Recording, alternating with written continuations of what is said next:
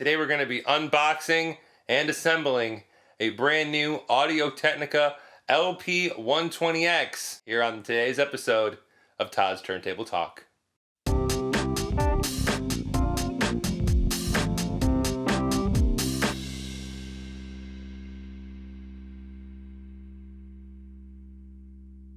Welcome to another episode of Todd's Turntable Talk, and before we get started, as always, I want to remind everybody to please hit that subscribe button, as well as the bell notification, to remind you each and every time a new episode drops here on our channel. So as you may notice behind me, around me, there's lights now. You can see things.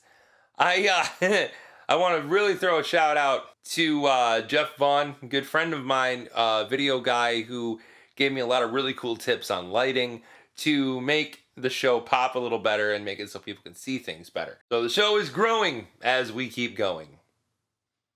And as you may notice also behind me, there's not a record player there anymore. Yes, I was rocking a Sony PS-T22 for many years. With the development of this channel, as well as me getting deeper and deeper into vinyl and stuff the longer I go, it was time for a new turntable. I searched around, I really did a lot of research, and it wasn't until we did the episode over at Brett's house that I knew I found the one I wanted to get as well. So I went out and ordered the exact same turntable he had, the LP120X, and today we're going to open the box, we're going to assemble it, and check it out together. So here we have the Audio-Technica LP120X USB. That means this can also be connected to a USB into your computer or USB speakers, but I don't think I'll ever be doing that because I got this to play records and to listen to analog. So that's what we're going to be doing with this here. Grab my handy dandy scissors here and we'll cut this open. Aha! Eureka! Alright, we've got our dust cover that'll go on the top of the turntable when we're done assembling that. Put that away for now. And here we have, oh, that's cool. That's cool. They gave us a little mat, a record mat here for the turntable. That's pretty thoughtful. I like that. Now I'm going to put the camera down while I get this bad boy out of the box. Okay, for the rest of this, I'm kind of aiming the camera down here on the tripod because I need two hands. So here's the main piece. Now that I've wrestled it out of the box, and the stuff is packaged really, really well. There we have the base for the turntable. All the extra pieces came attached on the opposite side of the foam here. Last, but certainly not least, here's our platter that we're going to be attaching right here to the turntable. And we place that bad boy right there. Next, we have our mat, felt mat here. I'll probably be replacing this with the cork one, but to show you what it looks like all brand new and assembled, I'm just going to put this on for now. Our cartridge here that is in the plastic still. It's really nice here. Got a cover on it as well, which I plan to always keep on there unless I'm playing the records. Want to make sure to always keep these plastic needle covers on when you're not listening to your records. And we just pop this bad boy over to loosen it, to break it free. And we're going to put this right in here. It's got a pin in there to line it up so it lines up just perfect. And you screw it nice and tight. Put it back. And clip her into place there. Next, we have our counterweight right here. And we'll set up the weight and everything later once I have it set up on my on where I keep my record player and everything. So we'll set up that after we put everything together. We'll recalibrate the record player and I'll walk you guys through that. But for now, we're just going to screw her on there so she's on there good and ready. Last part here is the dust cover. This is a wonderful thing to have. Keeps dust off your turntable, keeps dust off your vinyl when you're playing the records. I like to put the cover back down when I'm listening, just to avoid as much dust as humanly possible. I'm going to put them in here first. They're nice and locked down. There we go. She just slides down like that. Oh, that's gorgeous. Oh, I'm so happy. I'm glad you guys could share in this fun adventure with me. I'm so happy about this. Now, the last thing we have to put in the record player is it has this light right here. See if I can get it good. This light here fastens in here. And this is the light where the needle goes. So you can see the record while you're and the needle while you're placing it. So you can put it in the exact right spot.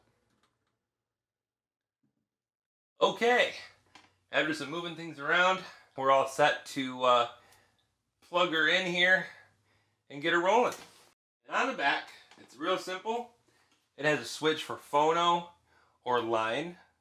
If you are not using a phono input, you're going to want to have it be on the line selection.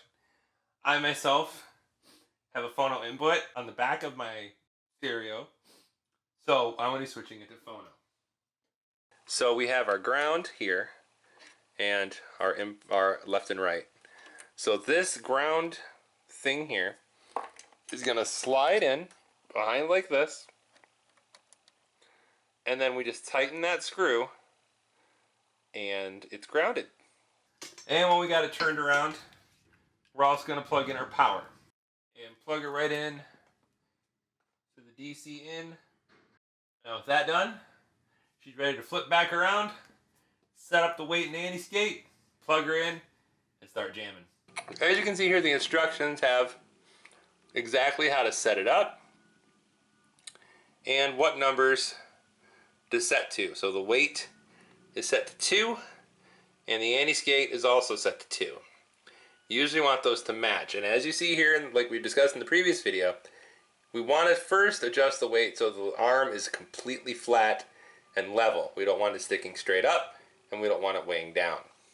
We're also going to leave our needle cover here on. We don't want the needle hitting stuff or anything like that. First, and let it stick straight up, like so. Have it a little up. It's too far. And you really got to eyeball it. This is probably the longest process. Alright, so as you can see, we got her nice and level now. We go back to this little dial here. Now, do not turn this or this. There is a gauge here. We balance it to 0, like that. We then take the entire weight and turn it. Then we go to our anti-skate and we turn to the same. And here we have it all completely set up. I changed the lighting here just so you can get a better look at how everything looks all put together. I replaced and put the cork mat down instead of the felt one that came with it. And everything is all set and balanced. You just simply turn it on by turning this knob here, which activates the power. You have a start-stop button here that gets it spinning and stops it. Unclip it, bring it around. Make sure your the arm lever is up so you don't drag your needle. Bring it down. I still have the cover on for demonstration purposes. And then gently lower onto your needle, and it plays the record. This one does not have automatic return, so when it does get to the end, you're going to have to get up and bring it back. Put it nice in its seat there, lower, and clip. One last thing you want to make sure and pay attention to is the tempo range controls here. This is how fast your turntable spins. Now, it's set perfectly in the middle right now, and it seems to be working just fine like that, but you can bring the speed up or down of your record by doing this.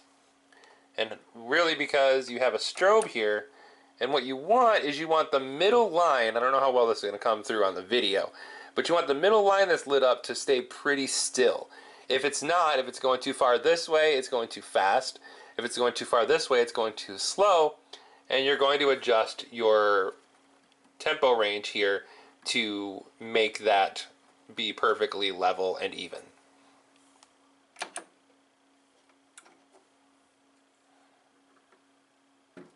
So I certainly hope you enjoyed this episode of me putting together my new turntable and sharing in the fun experience with me. And we'll see you next time here on Todd's Turntable Talk.